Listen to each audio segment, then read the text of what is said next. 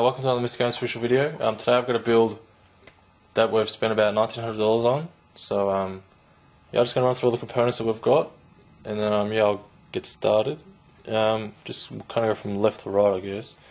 So over here we've got, I should put that back there, but anyway, we've got a Hyper 212 Plus CPU cooler. We've got a Intel Core i7 2600K. And then we've got a Gigabyte Z68X UD4B3 motherboard, which is just here, and we've got a Kingston 64GB SSD there.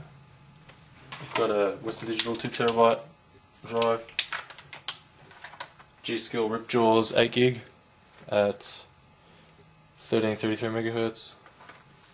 We've got just a Blu-ray drive, LG Blu-ray drive. And we've also got the Corsiar TX850 version 2,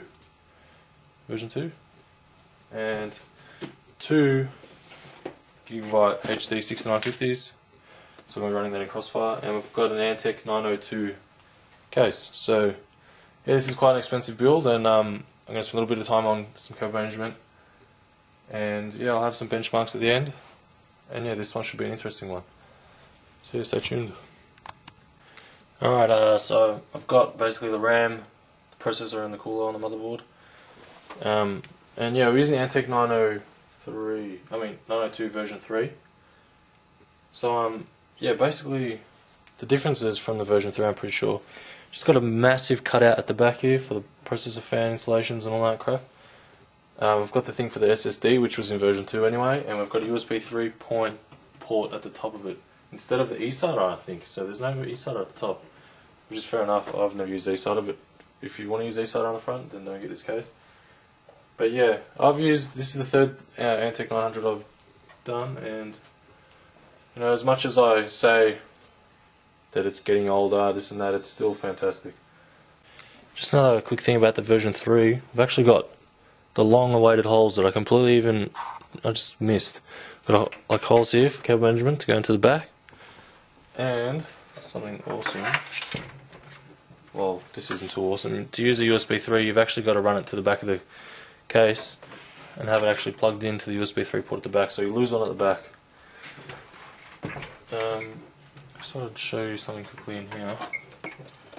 Basically, I don't know if you can see, but in here, the top, it allows you to pass cables over the top, so you can go behind the backing plate, but it's cables from the top. So for example, you can now put, say, where's the USB?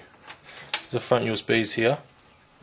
You can now, instead of having them running straight down on the inside of the case, there, you can now push them through. Even this goes for front panel stuff, everything. You can now push it. I'll tilt this up a little bit. It's going to go up. Hold on. Get a bit more height here.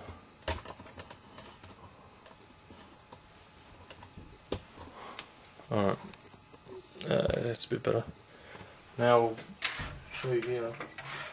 Actually push it.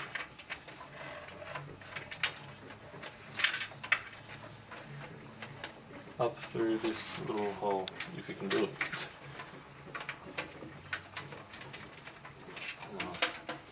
Just gotta bend it a little bit. That's better.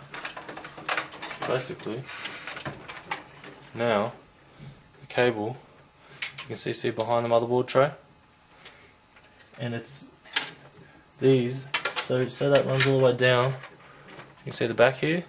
So this is running behind the tray instead of in front of the tray. So that little hole, just have a look for it, it's all up there. That's awesome, I've been wanting that forever. No, it's getting a little bit dark now, but I'm just going to keep going anyway. Basically just showing you guys the clearance of a 6950 in an Antec 902. Basically to get the card in, you have to go in like sideways or whatever, but once it's in, you've got literally no more room.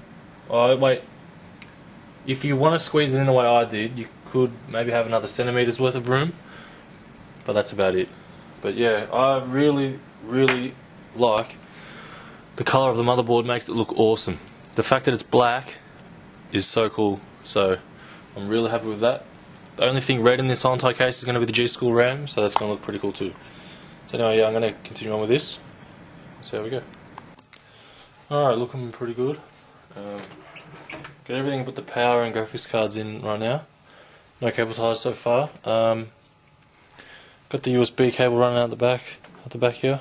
It's actually going through that little silver. You get a little silver bracket that you can then slide the tip of it onto. So the only way to get that to work is it's running basically above it and around to the top. This is the front panel audio.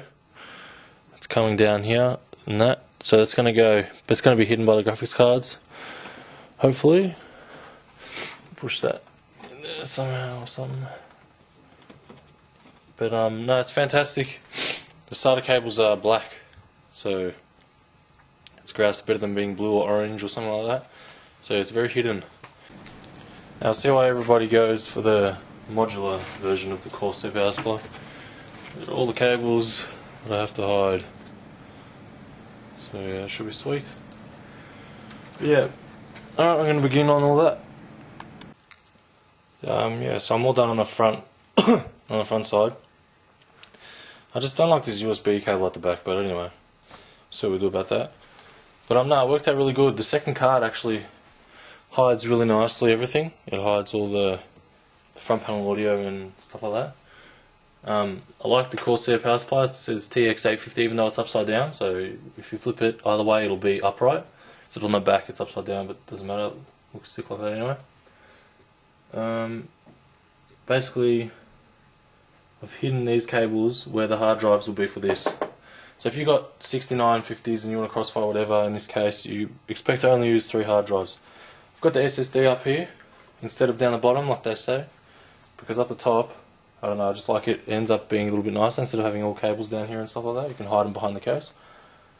And it just fits. One of the screws is bent a little bit, but it doesn't matter, it's an SSD. It doesn't have any moving parts, so it'll be sweet. And yeah, so I've hidden the power cable. I've hidden the power cable up here, up in through there behind the graphics cards like I normally do. I tried to get it to go behind, like through here and up the back behind and then up in through there, but no, that didn't work either. So I haven't got any cable ties yet except for this one down here, but it looks awesome from the front. So I'm just gonna, I don't even think I'll need to put any more in the front at all. So yeah, I'm just going to fix up the back, tighten up the back, close it up, and yeah, get Windows installed, do some benchmarks, and yeah, so I'll get the back done. Alright, so this is the back of it. I've only put one cable tie up here. Basically all the cables are good enough to just kind of peel back themselves over here.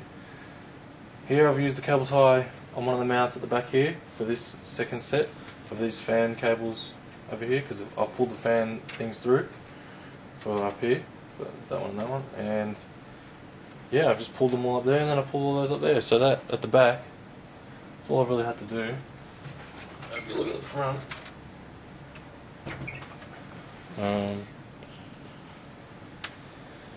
basically yeah, the front is pretty good. I'm going to take this camera off.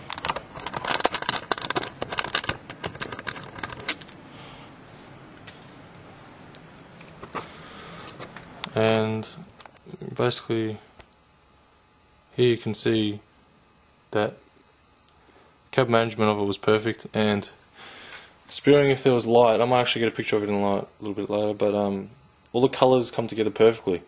You know, you've got the black motherboard, you got the dark blue graphics cards with the black top here. Just got to get the Crossfire ribbons, so I've got to grab them, put them on. And the only thing that's red is the RAM sticks, which actually looks pretty cool. So alright, just installing Windows now.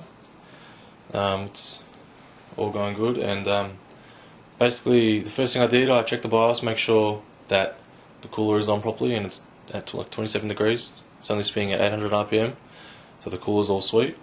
So yeah, if you watch the other video, just like I said, as soon as you turn it on, you've got to always check the BIOS, even if you're using a stock cooler, just to make sure that you're seated properly, so you don't have any problems. I'm going to bring the camera close to the what's it called, the graphics cards, just to show you how loud they are, because there are 6 fans.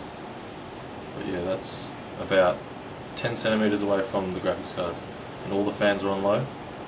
That's about how loud it is. So I've also got the side window off, which is something that you just have to remember.